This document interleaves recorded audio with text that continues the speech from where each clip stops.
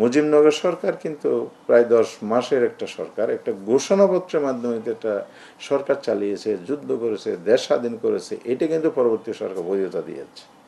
তো এই সব কিছু মিলিয়ে আমরা বলেছি যে লিগ্যাল ফ্রেমওয়ার্কে আনার মধ্যে কোনো বাধা নাই। বাধা না থাকলে আমরা সেই জায়গায় যাব না কেন?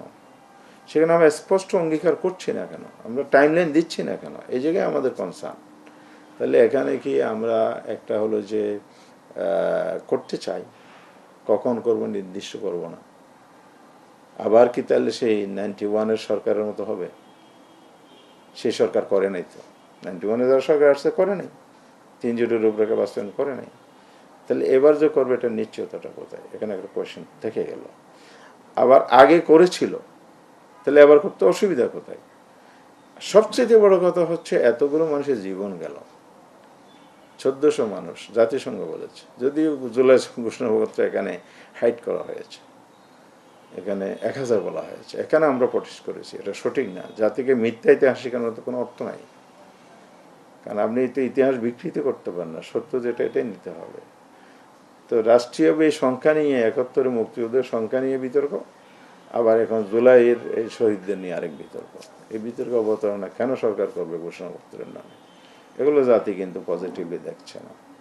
তো এই জন্য আমরা বলছি যে আপনার লিগ্যাল ফ্রেমে আনেন, লিগ্যাল ফ্রেমে এনে জুলাই সনদ বাস্তবায়ন করতে হবে এবং এই সরকারকে করতে হবে।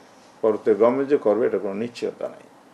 সেই কারণে আমরা বলেছি জুলাই সনদের ভিত্তিতে নির্বাচন হতে হবে। জুলাই সনদের ভিত্তিতে নির্বাচন যেটা হবে সেটাতে জাতির আকাঙ্ক্ষার প্রতিফলন হবে। জুলাই যারা জীবন দিয়েছে, আত্মত্যাগ করেছে, শহীদদের, শহীদ পরিবার, আমরা জাতি গোষ্ঠী হিসাবে আমরা বাংলাদেশের জনগণ সকলেই কিন্তু আমরা এটার জন্য অপেক্ষা করছি।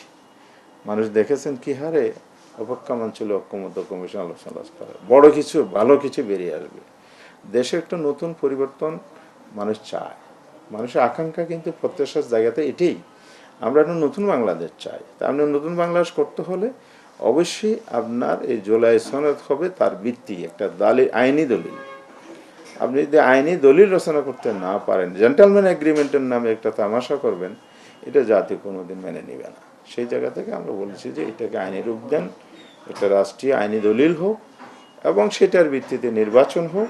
সেই নির্বাচনে আমরা সবাই যাব, জনগণ যাকে ভোট দেয় তারা ক্ষমতায় আসবে, তারা দেশ শাসন করে। জুলাই সনদের মধ্যে যে গাইডলাইনটা থাকবে, আইনি নির্দেশনা থাকবে, সেটা আগামী দিনের সুন্দর একটি বাংলাদেশ গড়ার একটা গুরুত্বপূর্ণ ভূমিকা রাখবে।